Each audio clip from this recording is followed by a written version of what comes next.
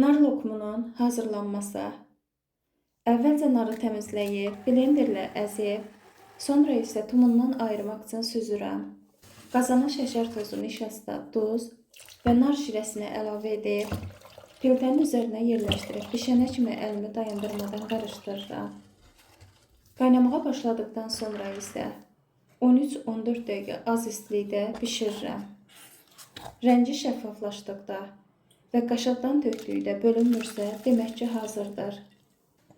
Sonda isə üzərinə qovrulub doğranmış anakardiya əlavə edib, kakos ovuntusu olan formaya yığıb, üzərini hamarlayıb, kakoslayıb, örtdükdən sonra təxminən 3-4 saat soyuducuda saxlayıram.